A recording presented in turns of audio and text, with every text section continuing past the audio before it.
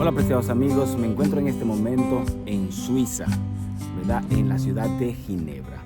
Esta ciudad es muy importante para lo que es la Reforma, porque uno de los grandes hombres de esta ciudad fue Juan Calvino. Juan Calvino era un muchacho que amaba la filosofía, amaba el latín, pero también quería prepararse para ser teólogo, pero su padre no lo dejó y lo hizo irse a estudiar para ser abogado. Cuando Juan Calvino regresa, notó un detalle interesante en lo que es la iglesia, y era que solamente los sacerdotes o teólogos o especialistas en la parte teológica eran los que tenían acceso a la palabra de Dios, y solamente ellos compartían en latín las reuniones, las misas, como se conoce al resto del pueblo. Y Juan Calvino decidió entonces comenzar a tratar de que el pueblo se educara para que recibiera entonces la Biblia y pudiesen ellos profundizar por ellos mismos sobre la palabra de Cristo Jesús. Este hombre, tratando de ser lo mejor, fue sacado de la iglesia por protestar contra ella, y a la misma vez luego Ginebra lo invita a regresar, y él comienza su proceso de educación, no solamente teológica, sino que impactó teológicamente en ese tiempo. También hizo un impacto en los años de los 1500 en el aspecto social, en el aspecto político, en el aspecto también de la educación. Cuando él regresa, entonces él le dice: bueno, señora, esto hay que organizarlo. Lo primero que hay que hacer es hacer obligatoria la educación. Todo el mundo tiene que estudiar. Y él comenzó creando la primera escuela donde la gente venía en el día y se preparaba con lo que hoy conocemos como la parte elemental, y luego entonces había una segunda parte que es lo que se conoce como secundaria, que es el estudio avanzado en la educación. Las personas, tuvo en sus inicios unos 1200 estudiantes. La gente venía, aprendía lo básico, ¿verdad?, para poder educarse y para poder progresar en la vida, ya que él decía que las personas analfabetas eran tomadas y eran controladas por la denominación del momento solamente por no tener educación. Y él dice, para que un país progrese, para que una persona conozca la palabra de Dios, tiene obligatoriamente que prepararse y que educarse. Y él comenzó haciendo eso. Él predicaba 2 veces al día los domingos y predicaba todos los días. Al tanto que, tratando de fomentar y que la gente buscara y que se educara, él impuso prácticamente, ¿verdad? Fue una dictadura teológica donde él impuso que la gente que no viniese a la escuela, entonces debía ser sacado del pueblo, o que no viniese al culto de la iglesia. Aunque su intención era buena, el método no fue el correcto.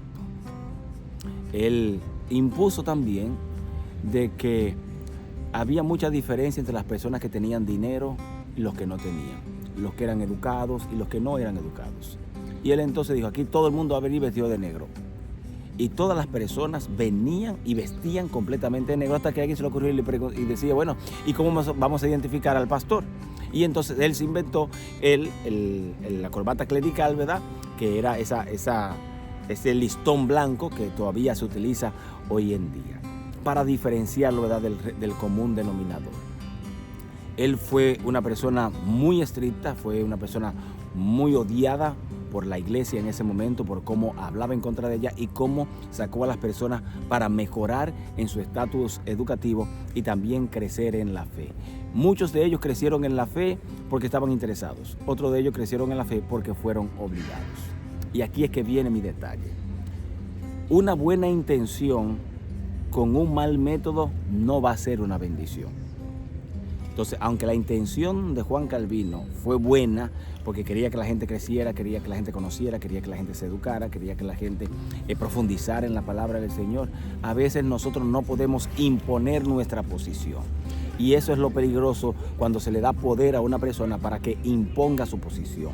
Es cierto que hay personas que posiblemente tienen un concepto de Jesús muy diferente al que nosotros tenemos como ideología y como iglesia, pero eso no significa que ahora vamos a pelearnos para ver quién es que tiene la razón, o como se escucha la frase muy popular en nuestras iglesias, quién es el que tiene la verdad.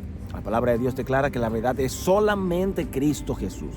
Juan Calvino fue un instrumento de bendición, vamos a decirlo así, en ese momento, porque llevó a la gente a otro nivel, a pensar en su progreso, a no estancarse, a no solamente dar por sentado lo que decía una persona, sino a investigar por su propia cuenta. Y eso yo mismo como pastor lo agradezco a Juan Calvino, que trató de fomentar eso. A algunos se lo impuso eso, pero hoy en día nosotros debemos hacer exactamente igual. No es la dictadura, aclaremos, sino tratar nosotros también de buscar conocer a Jesús por nosotros mismos. Muchas personas están sufriendo en la fe hoy en día porque le presentaron un Jesús posiblemente equivocado.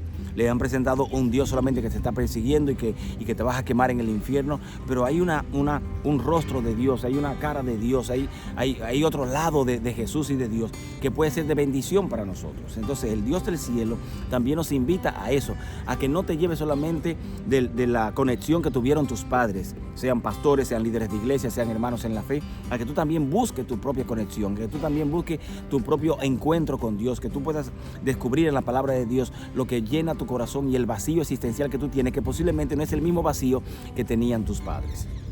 Hoy, desde este lugar en Ginebra, en Suiza, yo quiero invitarte a que tú puedas crecer, a que tú puedas seguir tu vida hacia adelante, a que tú puedas profundizar especialmente en la palabra de Dios. Cuando tú profundizas en la palabra de Dios encontrarás esperanza.